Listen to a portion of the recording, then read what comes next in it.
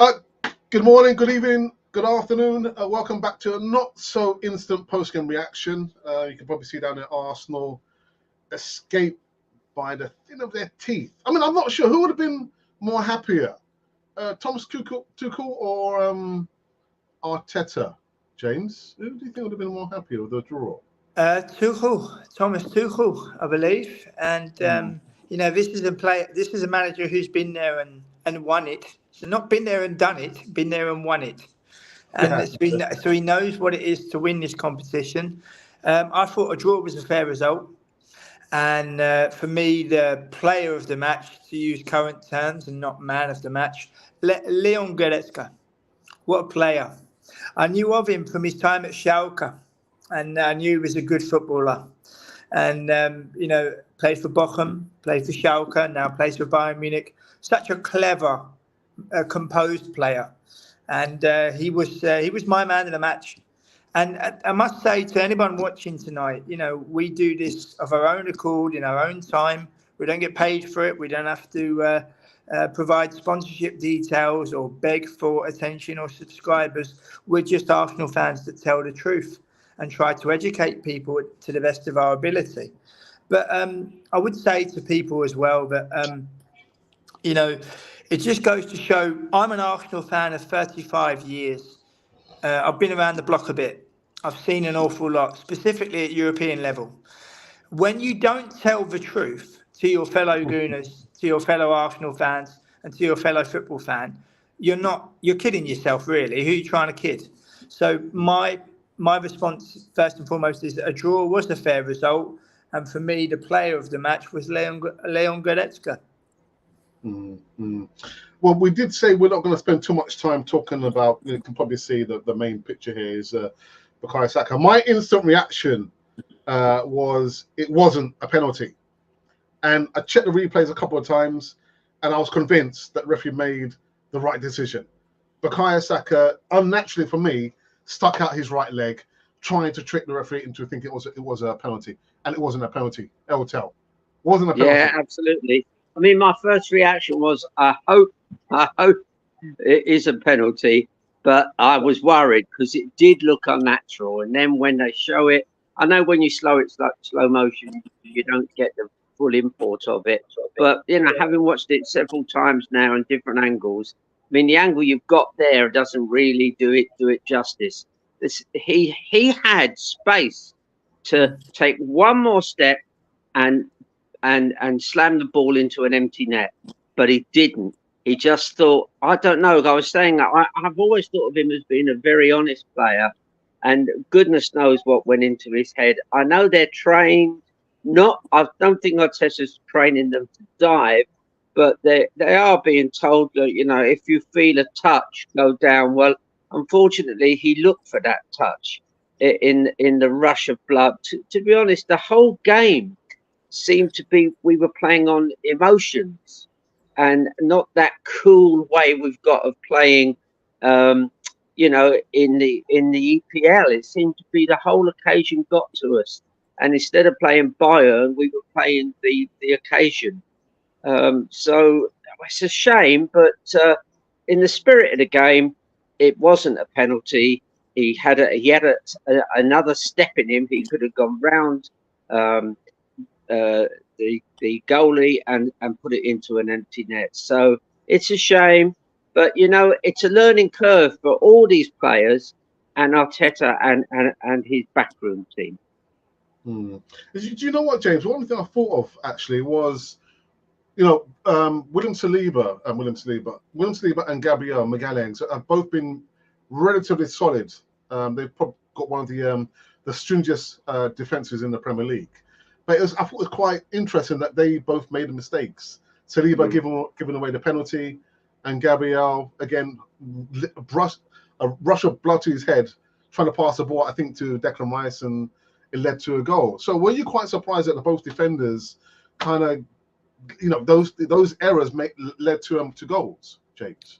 No, because I think both of the players are starting to believe their own hype. I've been saying for ages that Gabriel, in particular, has got a mistake in him. I was also calling for Arsenal to play Kirill and Saliba as centre-backs. I can't believe the criticism that Kirill got. I really can't. You know, he's playing in an unnatural position. He's a centre-half, and a good centre-half at that. Even playing centre-half at a World Cup, you know, it's not easy. And I think with Gabriel, you know, Arsenal fans sing our number 6.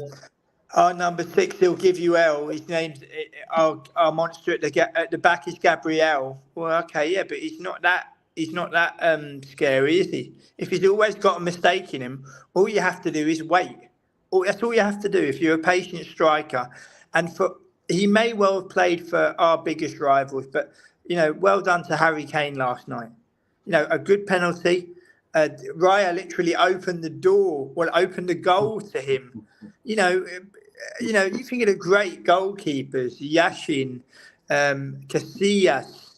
You know, of the great goalkeepers that have been through the years. You know, even before he went on too long, Peter Shilton, you know, and Seb Maya with a Bayern Munich background. You know, these David Seaman in Arsenal's almost invincible season in particular. These goalkeepers have got presence.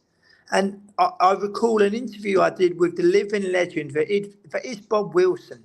Do you remember Richard Wright, who used to play for Arsenal? Yeah. Played for Arsenal. Got him from Ipswich. Yeah. And Bob Wilson was telling me one day they were training together. David Seaman, Richard Wright, Bob Wilson, and Richard Wright was having a torrid time.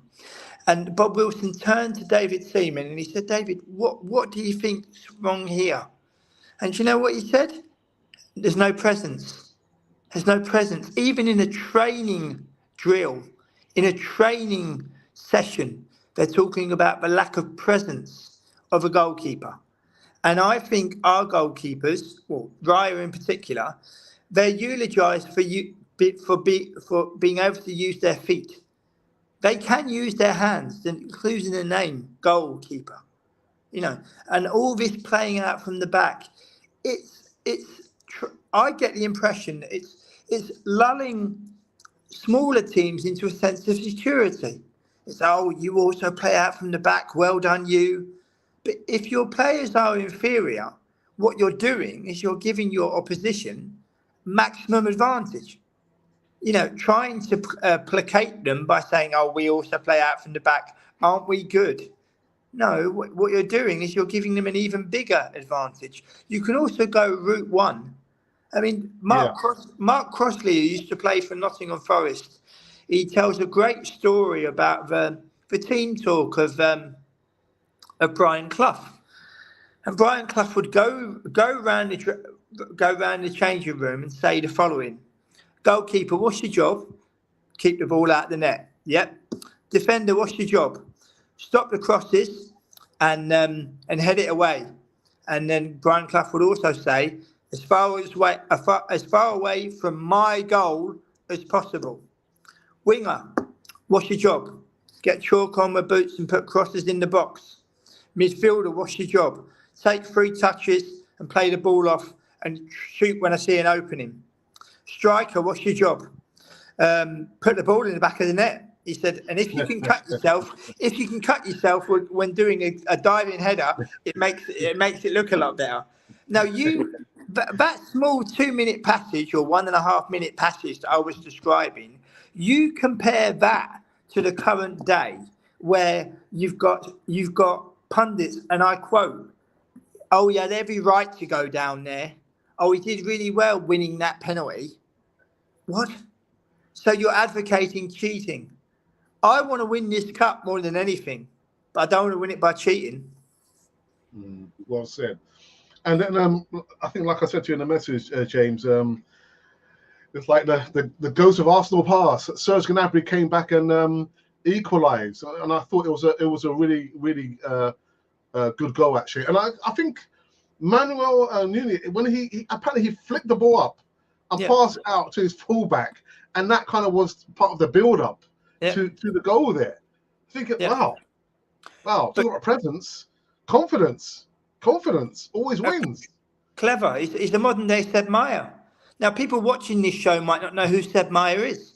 He's also before my time, but he's also a World Cup winner, a European Cup winner, Bundesliga winner, arguably the greatest goalkeeper Germany have ever produced. And Manuel Neuer is a modern day equivalent of Seb Meyer. And Tel, for you, where do you think second leg's to be played next week, Wednesday? Where's the advantage lie, with Bayern or with Arsenal still? Well, yeah, it's definitely Bayern's sort of, it's in their home patch and all of that. Funny enough, Peter Marinello's son Paul made a good comment on our WhatsApp thing this afternoon that Bayern are a very good counter-attacking team.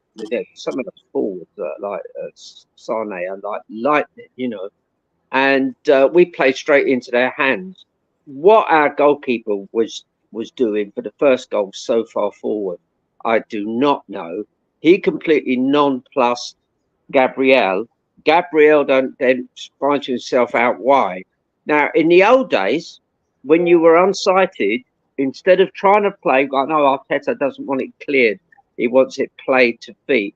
Well, he was basically unsighted, and he knew roughly where he was trying to sort of get the ball, but he just missed it, maybe by half a yard.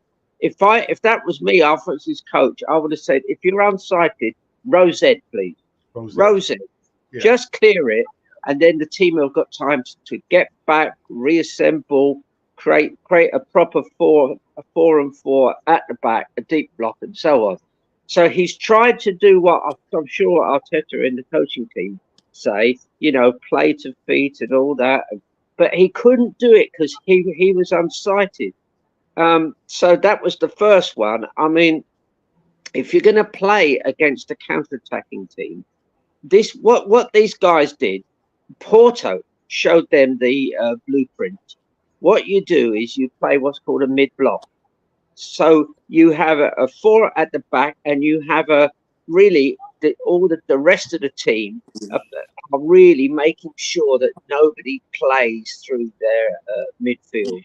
We had so much of the ball pinged around amongst our 4 defenders, ping, ping, ping, ping, ping, nothing happening because we couldn't get through on a regular basis. We couldn't get through that mid-block. And very interestingly, Arteta and his team spotted it. And what happened in the second half, we brought on Zinchenko, and he was lobbing the ball. He was getting his toe under the ball and lobbing it over the midfield onto the likes of Trossard and so on. So, they've done that. It's a bit late to do their homework at half time, but they obviously worked out they couldn't get through this mid block, which is exactly how Porto played against us. Now, why they couldn't see that, I don't know. Because isn't Arteta a friend of what's his name, the guy that's also a Basque? His team's about to win the German league. Didn't they? Yeah, didn't they say he'd be ringing him to find out how to beat Bayern? I mean, Bayern are, from what I can see, are a counter-attacking team. They're a wonderful counter-attacking team at immense speed, precision. At this level, you're always going to be playing against teams that are precise. Their passing is crisp. Their running off the ball is practiced. It's not by chance that they basically scored 2 goals out of our own stupidity. But we came back. Finally. I like Trossard. I do like Trossard. I think he's an old-fashioned inside forward. And do you know what was interesting? I don't know if people spotted it. Harry Kane, when he was interviewed at the end, he used a musical term. He used the word chops, which is that they use it in jazz circles to say, if you know your chops, if you know all your chops, you sort of know all the chord changes. And it's if you're very, very musical, you know your chops. And he said that Jesus knew his chops, which I thought was interesting. Cross-pollination of slang, But they were frightened of Jesus because he's he keeps the ball close, and he set up the goal for Trossard. So all is not lost, but please, can we play to the rules and not have this, fake diving and making fake contact and so on. Sorry, I've kept going there. But when I looked at, again, I didn't see the majority of the game. When I looked at Bayern, you never saw them panic. They always felt that they were going to be calm, cool, collective, and they will get an opportunity, and they did. But I'm looking at Arsenal, they're inexperienced in the Champions League. I mean, to try and compare the Premier League to a Champions League, the gap is so wide. But when I look at Arsenal were panicking, and that's why I think they conceded that second goal there. But when I'm looking at Bayern Munich, they never seem to panic. The composure. No. Yeah, and also if you think about our defenders, I mean, James will know a lot more about the Bayern defenders. The Dutch guy there, it was really good. Our defense is De Ligt, yeah. Our defender there, Saliba, is very young for a centre back. What is he, 22? And top centre backs mature in later years, and some of the Italian centre backs have gone on into their mid-30s. Because they know where to be, they read the game well. So, as James said, Gabriel's got a mistake in him, and I'm still scarred by that awful mistake Lehmann made in the Champions League final. And I always used to say with Lehmann, he's definitely going to do a real clanger in some important match, and he saved it up for the Champions League. So, all I'm hoping with Raya, if by some miracle we sort of get through in Bavaria and we somehow get through to a final, Champions League final and all of that, let's hope Reyes had his moment of stupidity, because being that far up the pitch is ridiculous. Yeah. And actually, I didn't realise Bayern Munich, there was no fans. No Bayern Munich fans allowed in the stadium. I didn't know that, James. It was their punishment for throwing fireworks on their own pitch against Lazio. Right. And so in theory, Arsenal last night, in front of their own fans, all 60,000 of them, went 1-0 up and 2-1 down to draw 2-2. I agree with Terry that the old adage, if in doubt, put it out. Yeah. But I think this current day, there used to be a saying that good players will sort it out themselves. Good players on the pitch will sort it out themselves. But I get the impression that modern day footballers, they're scared stiff to do that, because it will cost them their place in the team, and it will cost them their status as a professional footballer at a specific club. And I think we're one of the worst culprits. Did you see Arteta last night playing on the wing? We had 12 men. I hate that.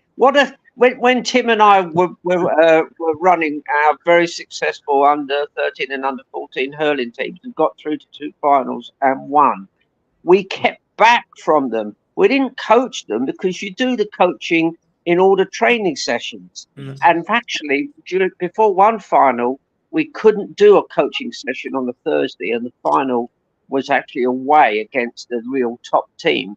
And Tim said, look, we can't get the pitch book for training. And I said, Tim, we've trained them enough. Give them a night off. Don't keep putting new ideas into their heads. Yeah. And this business of having to play the ball to, if you're a defender, having to be a great passer, that's what caused the first goal. One, it was Raya was far too far forward. And instead of Rosed, or as James was saying, get it out, he thought, oh my God, I have to play this, and he vaguely knew where Rice was, and of course it was too vague. These guys are quality players, quality opposition. Here's a comment actually from the Assembled. It says, unfortunately, Arsenal's keepers in Europe have been embarrassed quite a few times, i.e. being too far forwards. David Raya, too far forwards. So, James, your thoughts about Harry Kane. Apart from the penalty, I thought it was fairly quiet. Again, but as well, his first season at a giant of a football club in Bayern Munich. There's not many British players that go abroad, so we need to celebrate. Yeah, we need to celebrate that fact. And for the people saying that he's a jinx and being very mean to him, regardless of what happens to Bayern this season, he's had a great season. And you can't take that away from him. To score, nearly 40 goals in your debut season in a foreign league, it's not easy. As well as scoring against Manchester United, scoring against Galatasaray, scoring against Arsenal last night. He does a great job. I think he could be helped more at club level and international level. I think he kind of gives off the impression I can do it all by myself. No, you can't. You do need help. And I think he's had a great season regardless. And, Terry says, and you were saying about the composure of Bayern Munich, because they've been here before. I refuse to describe my club as inexperienced in the Champions League when they've played in the modern era 25 years worth of it. So then can we not say, not so much the club, but these group of players? But that's always used as an excuse. Oh, this is our first quarterfinal in 14 years. You imagine taking your modern bow in this competition. Modern bow. Notice I didn't say maiden bow. The club last night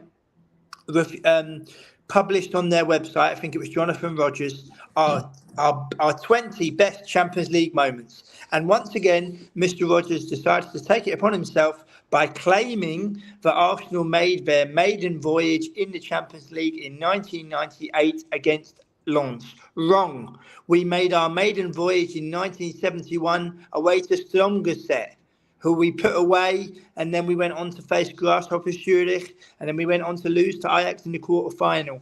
It's the same cup, it's the same tournament, but again, Arsenal we're a brand. We're a brand that happens to play football, so it's no coincidence that they banged the drum for what was the rebrand of the Champions League since Arsenal was in it. We was in it in 1992 to be eliminated by Benfica from Isaias, the Brazilian striker, who put us away. Have people forgotten about that one? And then the modern day 25 years worth of Champions League, where the most important thing was to keep the money rolling in. It's not about sporting achievement. I believe that we'll draw in Munich, and I think we'll get knocked out on penalties. And I think it will be packaged as a glorious failure. And upon that glorious failure, they can say to Arteta, oh, another year is fine. I've been saying the entire season long, no trophy, no job. And I'm sticking to it. So then, James, then what is it? Is it the, I don't know. I mean, you've put up a good argument about the experience. But then what is it? Is it the attitude that we have towards European football is not right? We don't have the intelligence to play European football. That's the bottom line. We don't have, as a collective, the intelligence to play European football. I have seen 34 European games alone in Highbury, Emirates, and also Eindhoven in Amsterdam. I've seen those games live since I've been following Arsenal as a fan. So that's 34 European games times 90 minutes. I've seen some great players. I've seen some great opponents. I've seen some great teams. But we never learn. I would have loved to have rocked up at Highbury and see Arsenal play Ajax, or see Arsenal play Roma, or see Arsenal play Valencia, and to see that Arsenal playing 4-5-1 or 5-4-1 or 4-4-2, something different. Just a general awareness of the opponent we are playing. And I must say, the only European season I saw that was under Unai Emery. And what I mean by that is the awareness of who we are playing. In the European season where we reached the final and we lost to Chelsea, 2 home games from Amsterdam. I missed Karabakh and I missed Valencia in the semi-final. I went to the rest. So that's, for example, Wolfsburg Poltava, Sporting Lisbon, Bati Borisov. Bear in mind, we lost the first leg. Rennes, we lost the first leg. Napoli. And I saw an acute awareness of wanting to to be aware of the damage that the opponent can do. In the case of the Champions League, it's been that awareness has been wiped off the table. It's been, oh, we're under the lights again. Oh, great to hear the Champions League hymn back. Well, no, it's not. It's another season where we don't win it. Real Madrid haven't had the level of experience or level of, let me rephrase that, the level of participation, constant participation. And they've won it 14 times. But that shirt they wear shows them we are expected to win it. We've got to do something to win it. And I worry that when we have a show after the Munich game, regardless, that I will be saying that as a fan of 35 years, my team and my club were never good enough to win it. I've got a funny feeling, James. Anyway, the Assemble says, do you think with hindsight that maybe we didn't quite have the right midfield starting? I don't think it's as easy as that. I think as James says, it's just the intelligence that we lack when we're playing in Europe. But I think the Assembled, and I'm not just saying it because his questions have been put on the show tonight, both questions the Assembled has said have been very, very clever. The first one regarding to the goalkeepers, and you could trace that back to David Seaman. You could trace that back to David Seaman playing in the Champions League for Arsenal. David Seaman, Jens Lehmann, Manuel Almunia,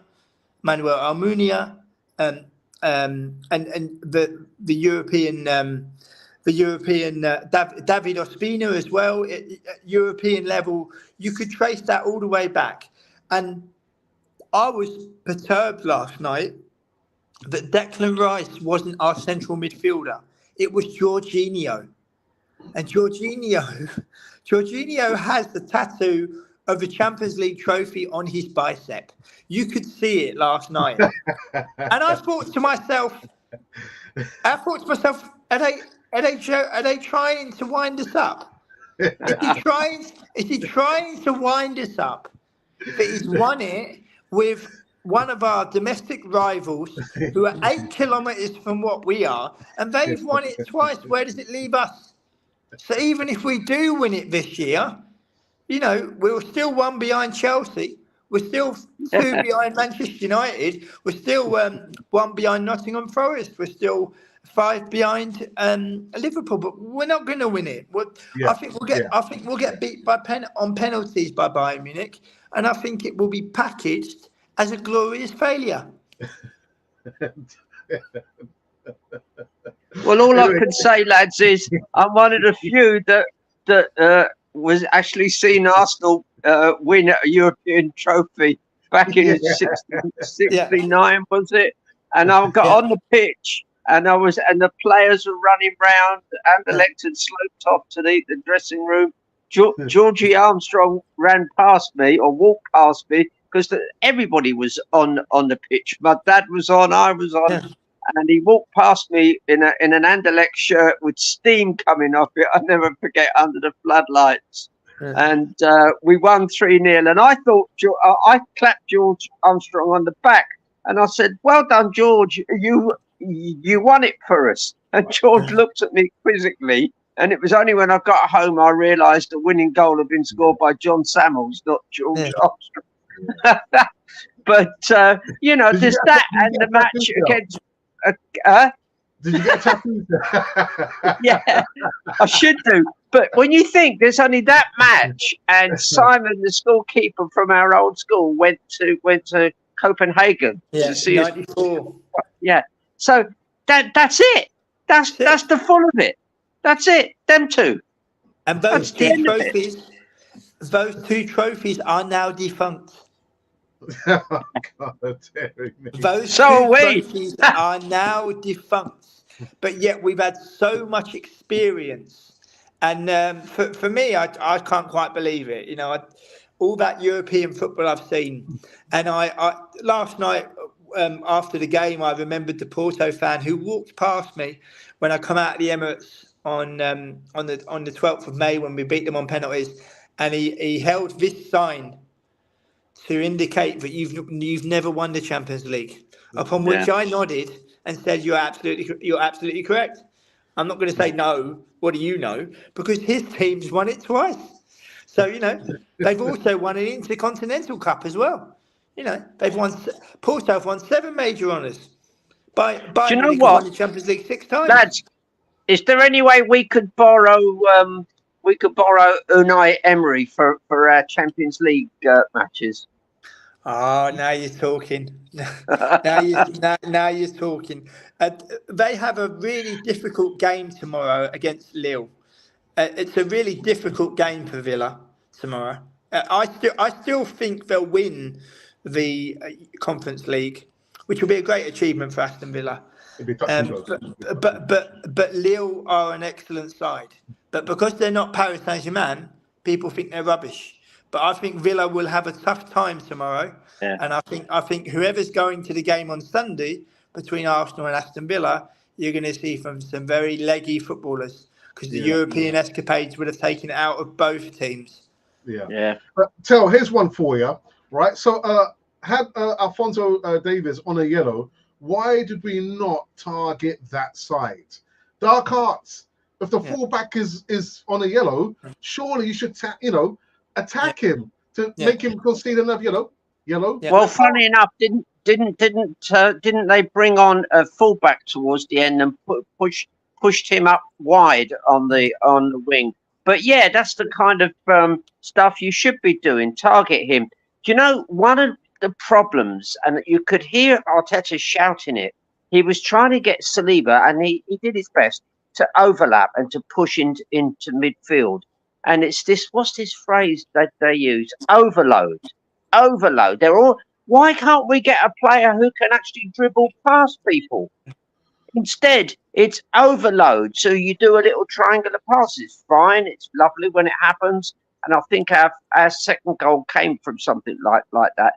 But why can't we get people who can, like we used to have some great wingers, and there were great wingers in the English game, and there were some great Scottish wingers who came down and played in the league. Instead, we don't seem to have wingers who can dribble past people. I don't get it. Yeah. Got another one here from the Assemble. And he says, Colin, to target Davies wouldn't have been fair on Bayern, as that would mean we would use our common sense. Well, as my mum would say, common sense, it's not common in most people. No, it's not common in most football clubs that play European football. Do you know what it is? It's the commoditisation of this Arsenal that upsets me. When I was there up to a couple of seasons ago, when I gave up a season ticket, you get to one of these big matches and they all give you a plastic bag in either red or white to wave, and it's all the fireworks are going off and it's all exciting. But actually, let's get, instead of the razzmatazz, and I'm sure that got to the players, just treat it properly, focus, concentrate. That's what myself and Tim did always. In finals, we changed nothing. Just the same game, the same play. And you said earlier on about, Arteta dancing away and being our 12th man. You've done all that during the week. Yeah. The players have to learn to think for themselves. But can you imagine in almost any job, if you've got somebody breathing down your neck saying, do this, do that, turn there, go there. And you'd go, boss, you got to trust me here, know. Yeah, and I'm sure that affects them. Let me do my job, and I didn't go last night. I watched it on TV, and I went to Arsenal Bayern Munich in 2013 in the last 16 of the Champions League. That Bayern Munich team had Manuel Neuer, Philipp Lahm, Mandzukic, Thomas Müller, Toni Kroos, managed by the great Jupp Heynckes, and we lost 3-1. But it was a great night because I mixed with Bayern fans. They were very friendly. They were very kind.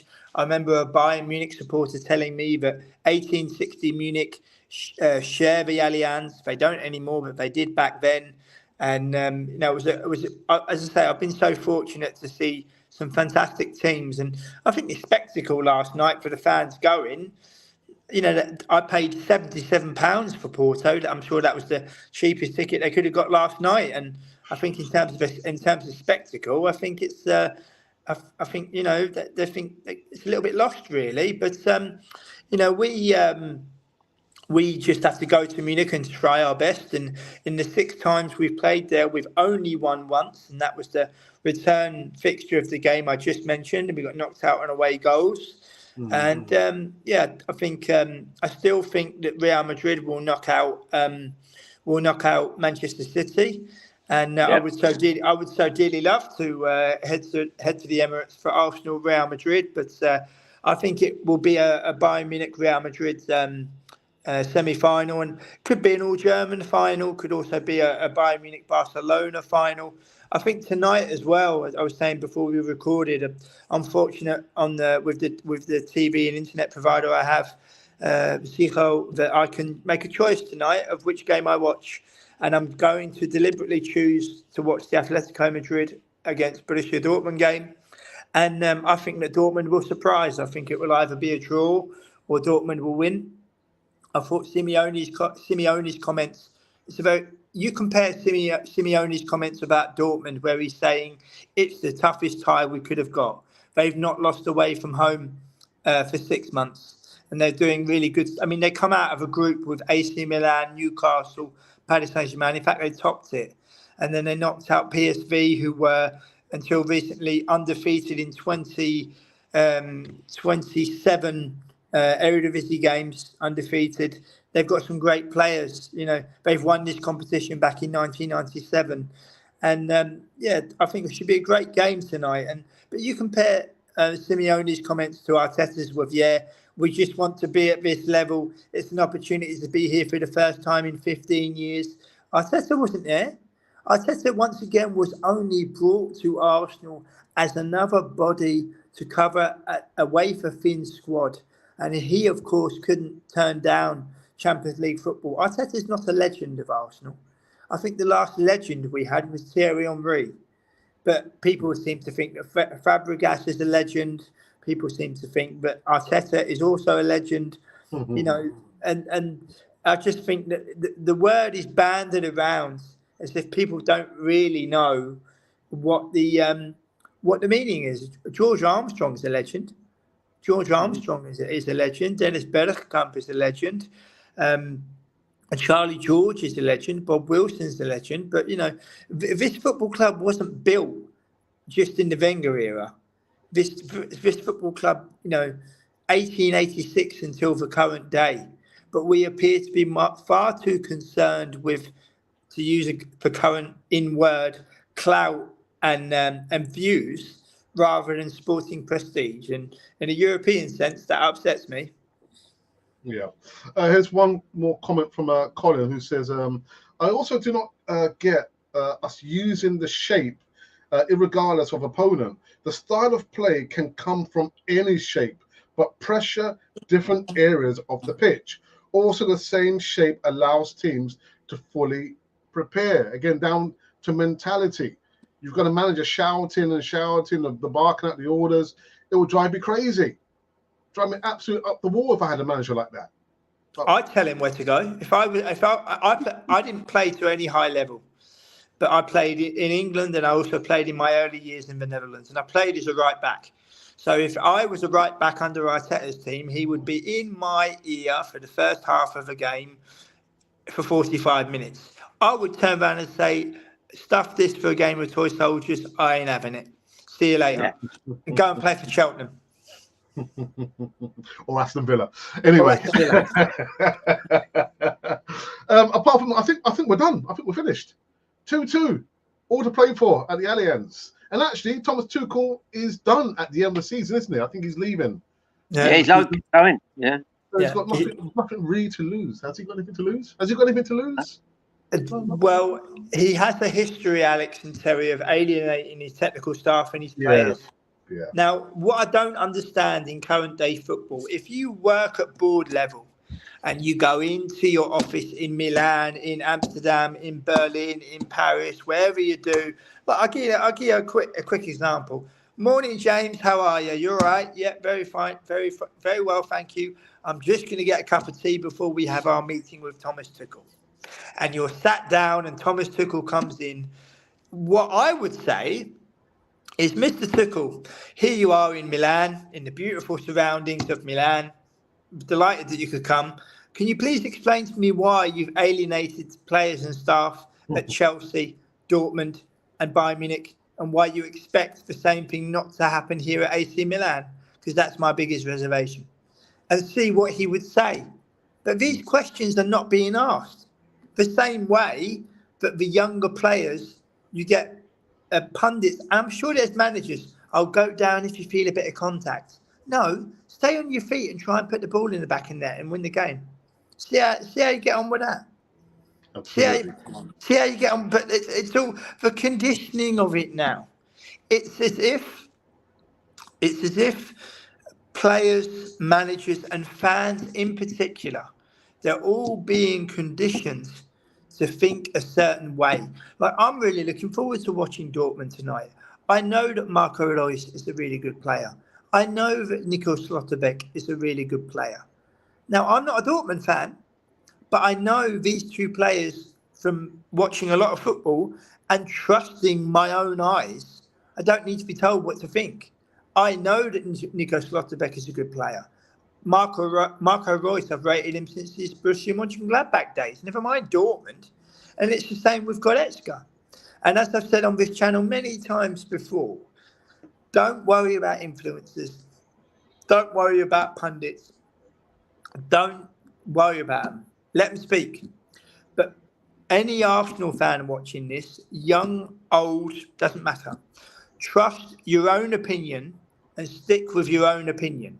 That includes the young student going to school who's probably being told, what do you think he's good for? He's rubbish. He's only worth 15 million quid. Stick with your own opinions. And that includes the guy going to work who's maybe being maligned by his colleagues by saying, what do you think he's any good for? He's rubbish. He's only worth 10 million quid. Go and find the biggest dustbin you can find and throw all your statistics in the bin, because your eyes do not lie. I couldn't give two hoots about the statistics of Dennis Bergkamp, Paul Merson, Rocky Rocastle, Alexis Sanchez, Robert Pires. But here, I have just named the 5 greatest Arsenal players that I have ever seen. And I'm not even looking about their statistics, couldn't care less. But they're the 5 greatest Arsenal players I have ever seen. But now the conditioning of the modern day fan is it's a modern form of brainwashing is what it is. Yeah. One more question, James, to you. Would you like to see Matthijs de Ligt play for Arsenal, or do you think he's happy he should stay where he is? Well, I would love him to play for Arsenal, but obviously my story with de Ligt starts as someone who used to translate his press conferences. I would translate his press conferences from when he first broke on the scene, and I would translate them for Football Oranje. And here I am translating a press conference from Dutch to English, and this is a 17-year-old speaking. I can't tell you both how many double takes I had to take. From did he really say that? He's only 17, but he's just so clever. And I think the best thing for de Ligt, I think if he can go to a Real Madrid or a Barcelona, I think he'll improve even more. He's been hard done by at international level by Louis van Gaal at the World Cup, and also Ronald Koeman lately as well. He's been hard done by. But I still remember that young 17-year-old kid who, when they're 4-0 up at home to the Graafschap, is fighting for every single ball. I still remember that 17-year-old kid who, when I'm doing the translation for Matthijs de Ligt, I'm just in awe. He's a fantastic defender. But I mean, do you remember Philip Mexes? Do you remember Philip Mexes? Yeah. I was bowled over with that player. I've still got the World Soccer cutting of the player profile of him, and the first paragraph is we're talking about one of the most coveted defenders in Europe. I remember being on the tube going to Auxerre against Arsenal, and Auxerre won 2-1, by the way. And I remember eulogising to my mate Dan, "We've got to watch Mexes tonight. We've got to watch Mexes tonight because he's brilliant." And he's still, I mean, I'm not just judging it on one game. He also had a great career at Milan. He also had a great career at Roma. But Mexes is still one of the best defenders I've ever seen, together with Tony Adams, together with Philipp Lahm. Philipp Lahm is just a Rolls Royce. Philipp Lahm is those three defenders. Diego Godin as well at Atletico Madrid. These are defenders that I've seen play, and I just think, wow, I've been so lucky. I've been so lucky to see some, particularly at European level with Arsenal and also at Ajax, but particularly with Arsenal, some great players: Diego Godin, Philip Mexes, Philipp Lahm, and Francesco Totti before he got sent off, and Christian Kivu, and Angulo as well, Cuda Torres of Valencia, who I, in my younger years, if you watch the old footage back from a young man in the East Stand from Arsenal Valencia in December 2002, you'll see someone who looks like me, who's shouting at the top of their lungs, "Curo Torres, you're a cheat. Curo Torres, you're a cheat." But at least we've got our memories, and that's the most important thing. Yeah. So on Saturday, present and former head coaches of Arsenal play. Arsenal versus Aston Villa. Well, Villa have surprised me in the last few weeks by getting these uncharacteristic results. I thought they were on the up. Emery had turned them round. Now, man for man, Arsenal are the sort of better side. But, you never know which Aston Villa's going to turn up. So we've got to be really steely, forget this business of Bayern Munich, and concentrate on solving the problems that they're going to set us. And just to pick up a thing you said earlier, I think James was saying it, that's the worry I have sometimes when I watch Arsenal. And the same thing happened at the end of Wenger's era. The tactics were unchanging. It was the same thing all the time. And I had an elderly couple over the road from me here who they'd been to matches since 1948. And towards the end of the Wenger era, he said to me, I don't know if I'll keep going, he said, because it's the same match. The tactics are the same. There seems that tactically you can see what we're doing. Now, that's not good enough. We've got to have different ways. And one of the ways of doing it is to get some good players who can think on their feet. Instead of this, you must play to this, but you must play it that way. You must overlap. You must overload. Let the players, because you've got some intelligent players out there. Some of the older heads have been there, done it.